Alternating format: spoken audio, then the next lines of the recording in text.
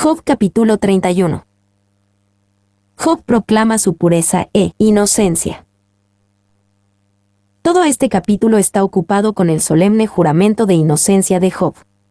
Fue su respuesta final y explícita a la línea de argumentación adoptada por sus tres amigos. G. Campbell Morgan. A Job proclama su inocencia. 1:1-4. Él no era culpable de lujuria. Hice pacto con mis ojos, ¿cómo, pues, había yo de mirar a una virgen? Porque qué galardón me daría de arriba Dios, y qué heredad del Omnipotente desde las alturas. ¿No hay quebrantamiento para el impío, y extrañamiento para los que hacen iniquidad? ¿No ve él mis caminos, y cuenta todos mis pasos?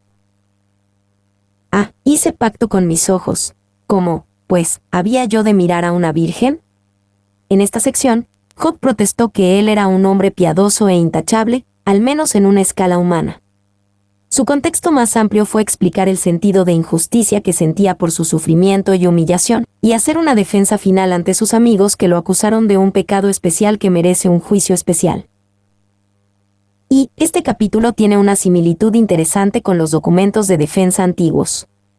El material es similar en forma, si no en contenido, a la confesión negativa dada por el difunto que está ante Osiris en el libro egipcio de los muertos. Bajo juramento, el sujeto enumera las cosas malas que no ha hecho con la esperanza de que será reivindicado y de que atravesará los portales, ileso. Sneak.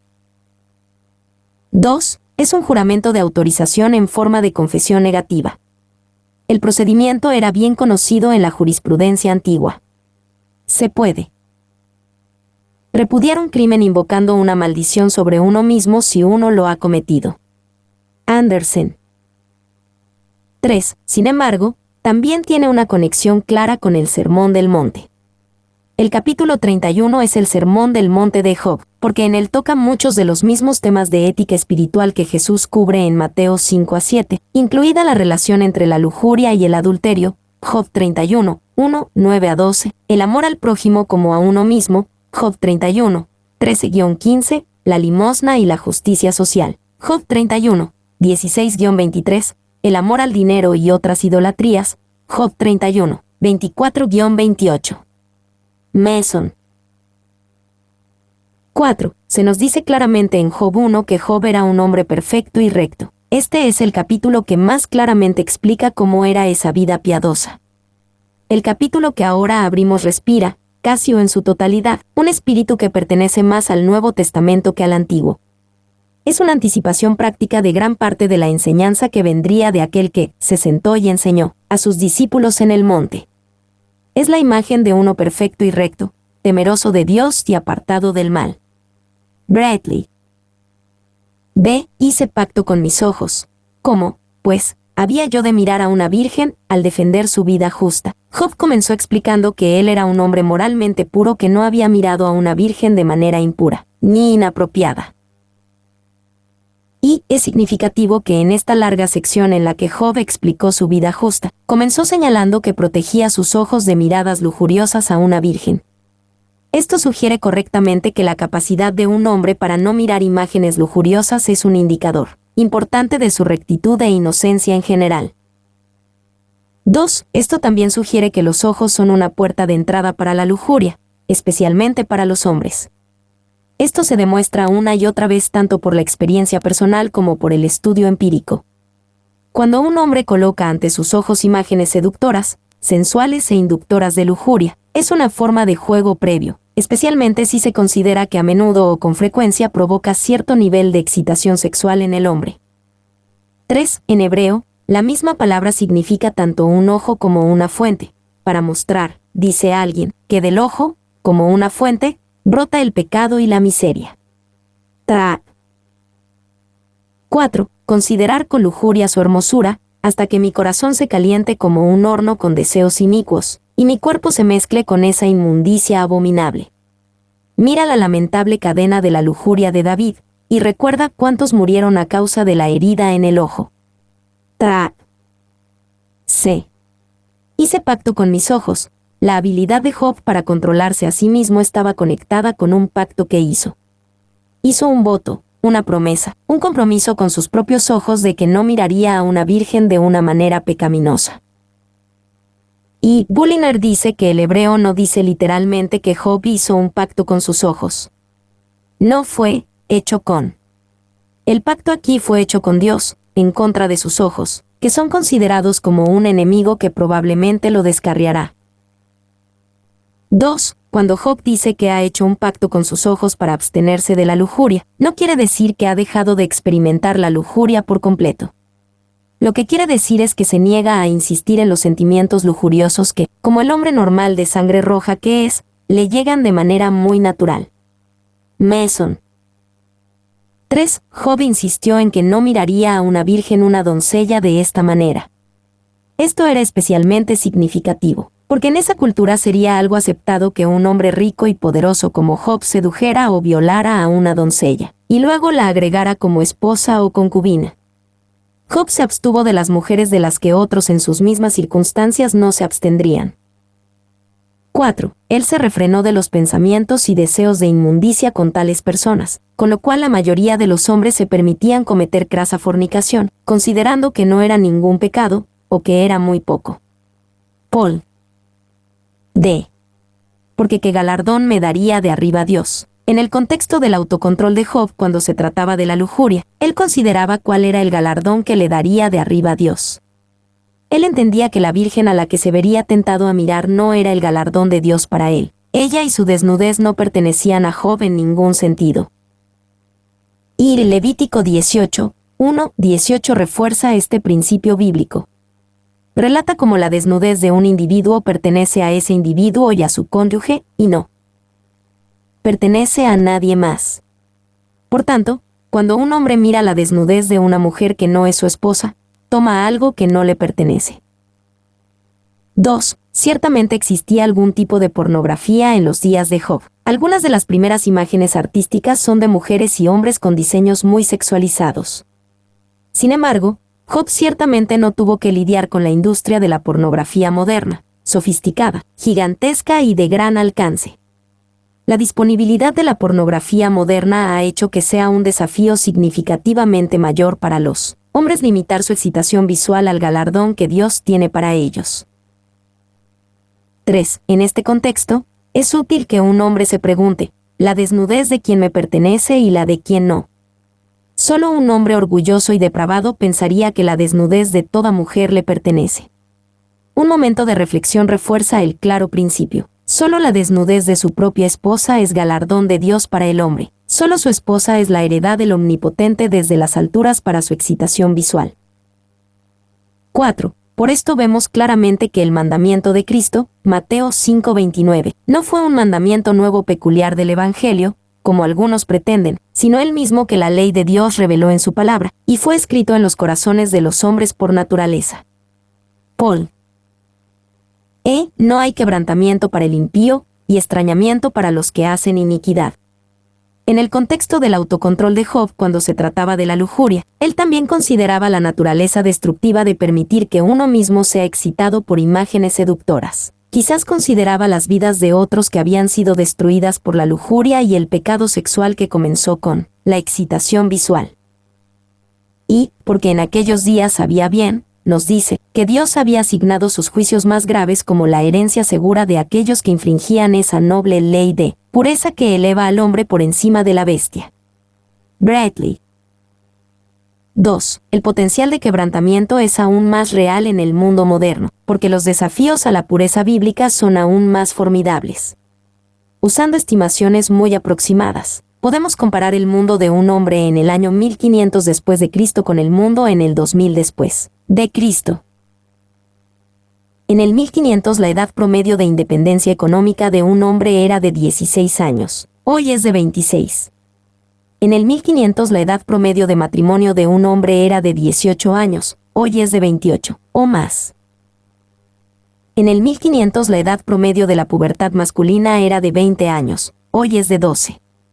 3. La ruina de las almas impuras es infalible, insoportable, inevitable. Si Dios tiene aversión por todos los demás pecadores, tiene odio y horror por los impúdicos. Tales machos cabríos apestosos serán puestos a la izquierda y enviados al infierno. donde tendrán tanto más castigo como lo que tuvieron aquí de placer sensual y pecaminoso, como salsa agria para sus dulces carnes.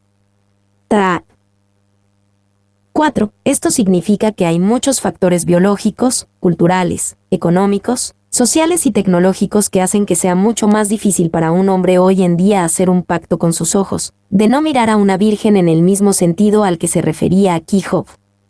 Es mucho más difícil para un hombre escoger satisfacción con el galardón de Dios y evitar el quebrantamiento y el extrañamiento de los que habló Job. No obstante, por el poder del Espíritu de Dios se puede lograr, y la obediencia a Dios en este ámbito es un precioso y maravilloso sacrificio hecho a Él, una manera genuina de presentarle nuestros cuerpos como sacrificio vivo, no conformándonos al mundo. Romanos 12, 1, 2. F. ¿No ve Él mis caminos, y cuenta todos mis pasos?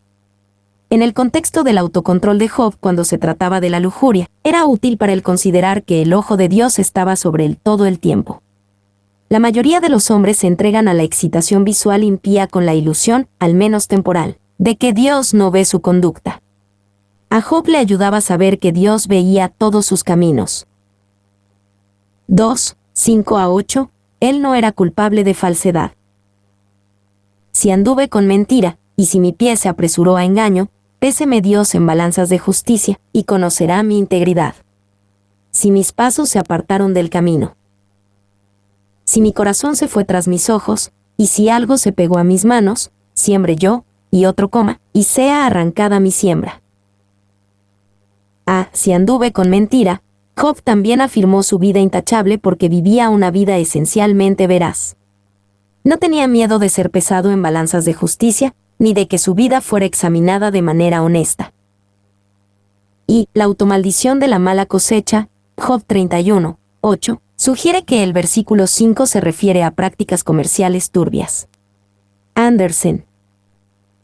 D. Si mis pasos se apartaron del camino. Siembre yo, y otro coma. Job no tenía miedo de invocar una maldición sobre sí mismo, si realmente no era un hombre honesto. Estaba dispuesto a ser privado del fruto de su propio trabajo si era cierto que se le encontraba falto en las balanzas de justicia del juicio de Dios. Y la confianza que tenía Job en invocar maldiciones sobre sí mismo si no decía la verdad es impresionante. Es como si les dijera a sus amigos, ¿creen que estoy tratando de demostrar ante Dios que soy lo que no he sido? Le hablaría a Dios con lo que sería una insolencia descarada si no tuviera los hechos que me respaldan. Chambers. 3, 9 a 12, él no era adúltero. Si fue mi corazón engañado acerca de mujer, y si estuve acechando a la puerta de mi prójimo, muela para otro mi mujer, y sobre ella otros se encorven. Porque es maldad e iniquidad que han de castigar los jueces. Porque es fuego que devoraría hasta el Abadón, y consumiría toda mi hacienda. Si fue mi corazón engañado acerca de mujer. La siguiente área de integridad que Job afirmó tenía que ver con la fidelidad a su esposa dentro del matrimonio. Entendía que esto tenía más que un aspecto sexual, quizás mencionado por primera vez en Job 31, 1, 4, sino que también incluía el corazón siendo engañado. Y Job tocó una verdad significativa, que es completamente posible permitir que el corazón sea engañado por otro. Estas cosas suceden debido a las elecciones que uno hace, no simplemente porque el poder místico o mágico del amor romántico haya actuado sobre uno. 2. En cambio, Job insistía en que para él, dejar que su corazón fuera engañado por otro sería maldad, y ciertamente iniquidad que han de castigar los jueces. Él entendía que tenía control sobre a quien permitiría que sedujera su corazón.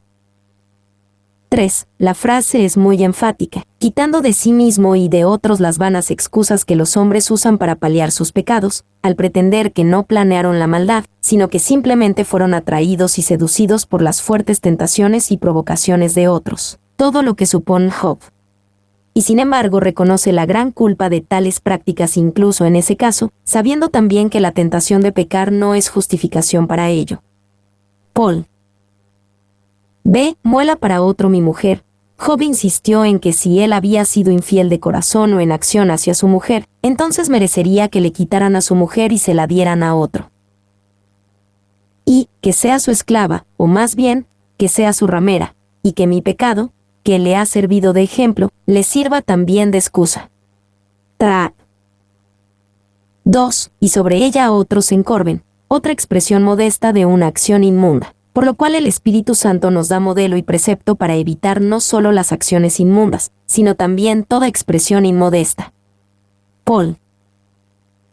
3. Job es tan consciente de su propia inocencia, que desea que se ponga a prueba hasta el extremo, y si es declarado culpable, que pueda ser expuesto al castigo más angustioso y humillante, incluso al de ser privado de sus bienes, privado de sus hijos, su esposa convertida en esclava y sujeta a todas las indignidades en ese estado.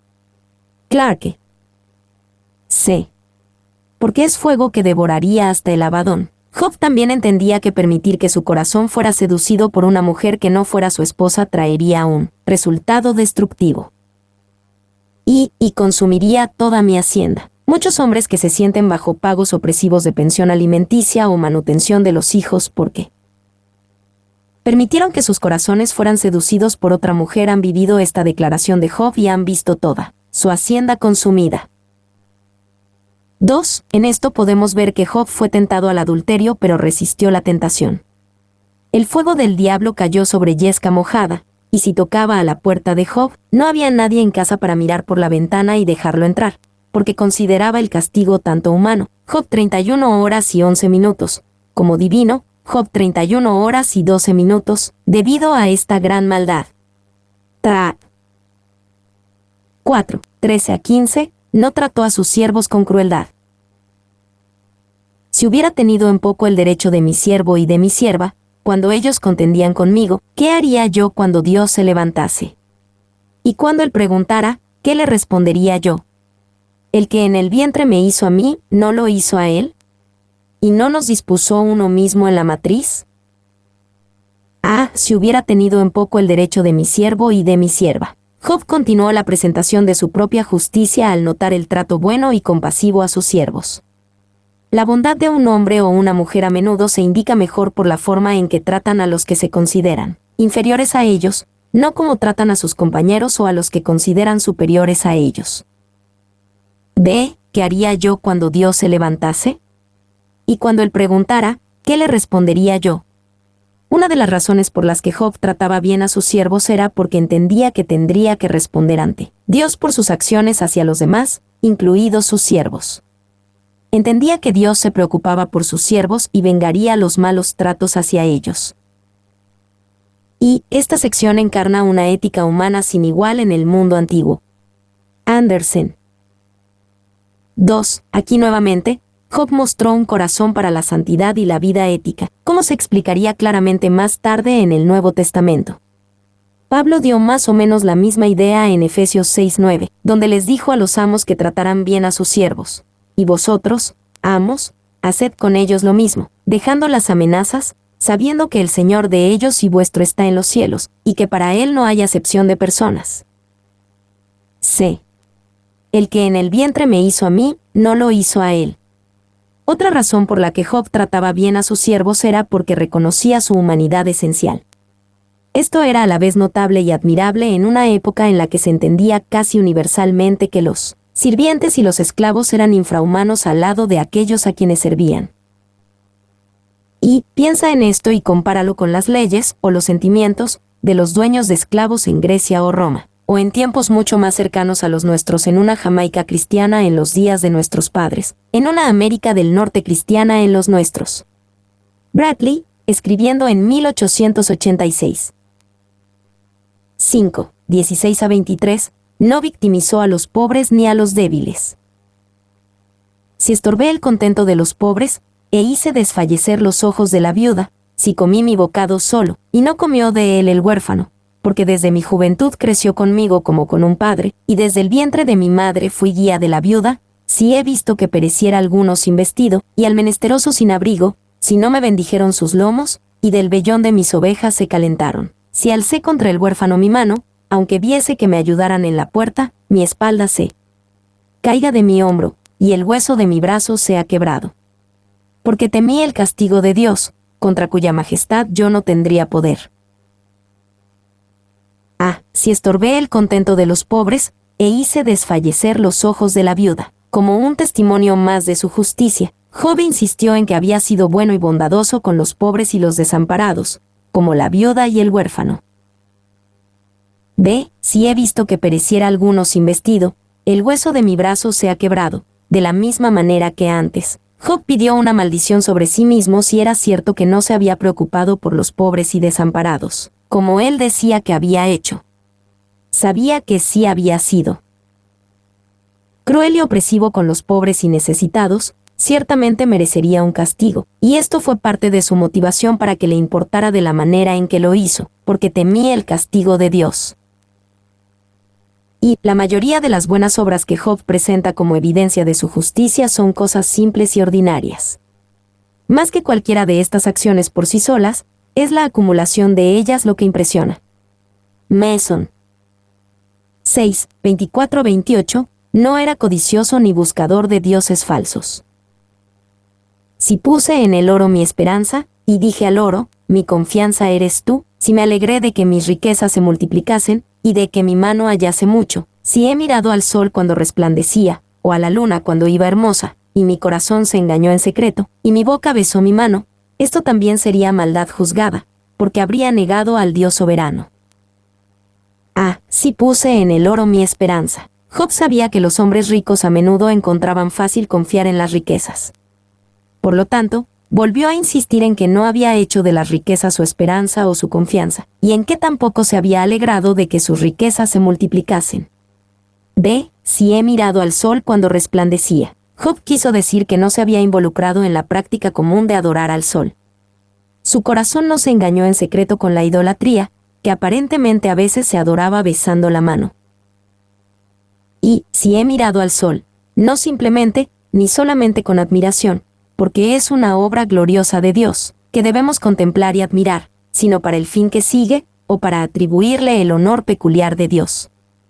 Paul 2. Y cuando los ídolos estaban fuera del alcance de los idólatras, para que no pudieran besarlos, solían besarles las manos y, por así decirlo, arrojarles besos, de los cuales tenemos muchos ejemplos en escritores paganos. Paul C. Esto también sería maldad juzgada, porque habría negado al Dios soberano. Es probable, aunque no seguro, que Job escribiera esto antes de que se hubieran dado algunos de los otros libros de las Escrituras. Por lo tanto, sabía que la idolatría estaba mal tanto por revelación natural como por conciencia. Sabía que puesto que había un Dios vivo y verdadero entronizado en los cielos, era una maldad juzgada negar al Dios soberano y adorar a cualquier otro. 7, 29-34, él en general no tenía culpa. Si me alegré en el quebrantamiento del que me aborrecía, y me regocijé cuando le halló el mal, ni aún entregué al pecado mi lengua, pidiendo maldición para su alma, si mis siervos no decían, ¿quién no se ha saciado de su carne? El forastero no pasaba fuera la noche, mis puertas abría al caminante, si encubrí como hombre mis transgresiones, escondiendo en mi seno mi iniquidad, porque tuve temor de la gran multitud, y el menosprecio de las familias me atemorizó, y callé, y no salí de mi puerta. Si me alegré en el quebrantamiento del que me aborrecía, como testimonio adicional de su justicia personal, Job afirmó que no se había alegrado cuando sus enemigos sufrieron y fueron destruidos. Esta es ciertamente una marca de un hombre conforme al corazón de Dios, que tampoco se complace en la destrucción de los impíos, Ezequiel 33 horas y 11 minutos. B. Pidiendo maldición para su alma, Job ni siquiera maldijo a sus enemigos. Se guardaba de esta reacción tan natural. C. El forastero no pasaba fuera la noche, Job también fue un hombre diligente cuando se trataba de la hospitalidad. No permitía que un visitante durmiera en la calle y en cambio abría las puertas de su casa. D. Si encubrí como hombre mis transgresiones, escondiendo en mi seno mi iniquidad. El argumento básico y consistente de los amigos de Job en contra de él era que aunque él parecía ser justo, en realidad debía estar encubriendo algún pecado serio que daba sentido a la calamidad que vino contra él. Por lo tanto, Job insistió en que no estaba cubriendo sus pecados como hombre, como Adán, quien culpó a Eva y trató en vano de cubrir su pecado. Y Job nunca ha disimulado, tratando de ocultar su pecado, como Adán. Andersen. Porque tuve temor de la gran multitud. Aquí, Job respondió a la acusación de que era motivado a ocultar su pecado por temor de cómo sería percibido por el público. Los amigos de Job probablemente habían conocido a muchas personas aparentemente justas que habían ocultado sus pecados y fueron destruidas cuando finalmente fueron expuestas, y asumieron que Job era como ellos. Job aquí protestó con justa razón que él no era como esos hombres que ocultan su pecado por temor a la humillación pública y al menosprecio. B. Job concluye su alegato. 1. 35 a 37. Job exige una audiencia con Dios. Quien me diera, quien me oyese. He aquí mi confianza es que el Omnipotente testificará por mí, aunque mi adversario me forme proceso. Ciertamente yo lo llevaría sobre mi hombro, y me lo ceñiría como una corona. Yo le contaría el número de mis pasos, y como príncipe me presentaría ante él. Quien me diera, quien me oyese. Parece que Job interrumpió su defensa de la moralidad y la justicia de su vida. Probablemente tenía mucho más que decir para defenderse, pero rompió esa línea de razonamiento e hizo un dramático llamado final para ser escuchado delante del trono de Dios. Y Job llevó estratégicamente su oración a su clímax con un repentino cambio de tono. Ahora estaba seguro de su inocencia, tan seguro de la veracidad de estos juramentos que estampó su firma y los presentó como su defensa con un desafío a Dios para la correspondiente acusación escrita. Sneak. 2. La finalidad de sus palabras es demostrada por la frase, «He aquí mi confianza». La declaración de Job significa literalmente, «He aquí mi tou». Algunas versiones traducen esto, «He aquí mi firma», ya que tou, la última letra del alfabeto hebreo, podría usarse como nuestra letra X para denotar la marca o firma de una persona. Sin embargo, aún más interesante es el hecho de que en la antigua escritura hebrea utilizada por el autor de Job, esta letra tou era una marca en forma de cruz. En cierto sentido, por lo tanto, lo que Job estaba diciendo es, «He aquí mi cruz». Meson. B. Que el Omnipotente testificará por mí. Job estaba absolutamente convencido de que lo que necesitaba era vindicación, o al menos una respuesta, de Dios. Sus amigos habían analizado a fondo su situación y llegaron a conclusiones completamente equivocadas. Job no podía entenderlo por sí mismo. Aquí, llamó a Dios para que testificara por lo que había hecho. Y esta es la exigencia de la que Job se arrepentiría más tarde en Job 42, 5-6. Job llegaría a descubrir que no tenía derecho a exigir una respuesta de Dios y que, de hecho, tenía que quedar conforme cuando Dios parecía negar una respuesta. C.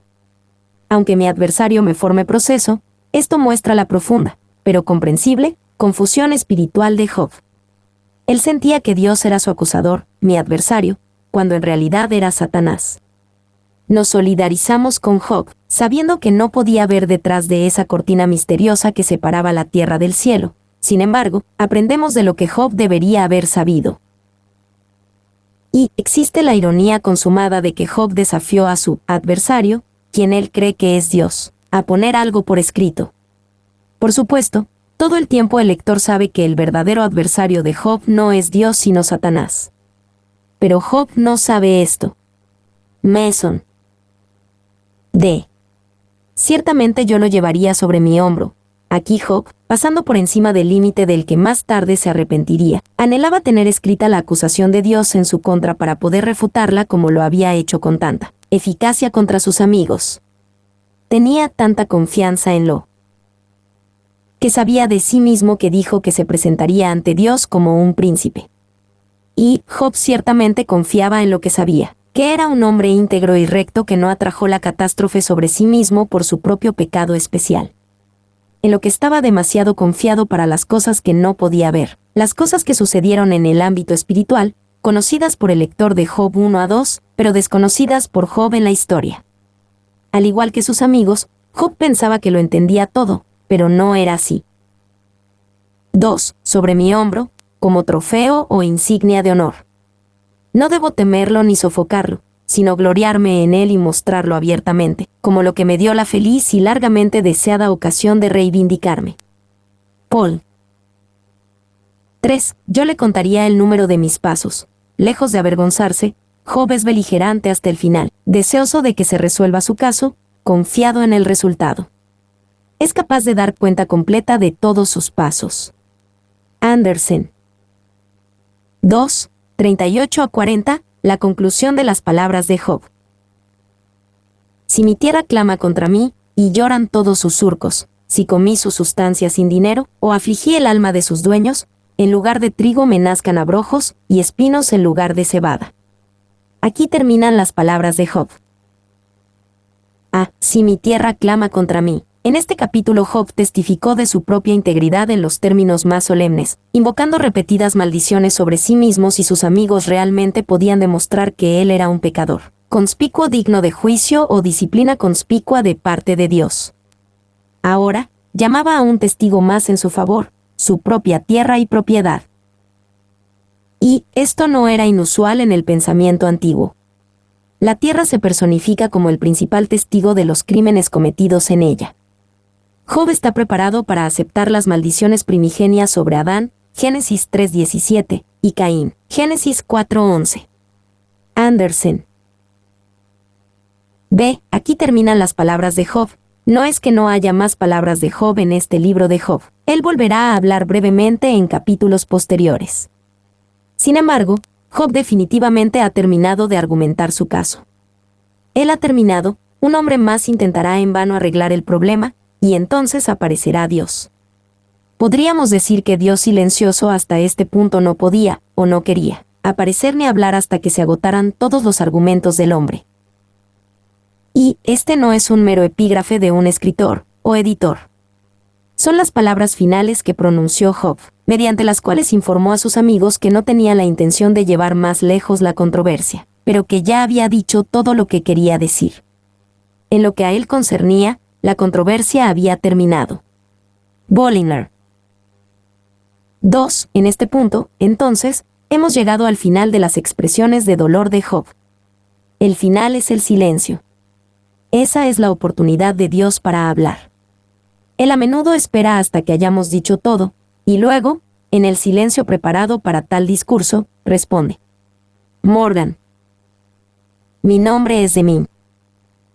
Soy tu asistente personal. Mi sitio en internet es demim.es.tl.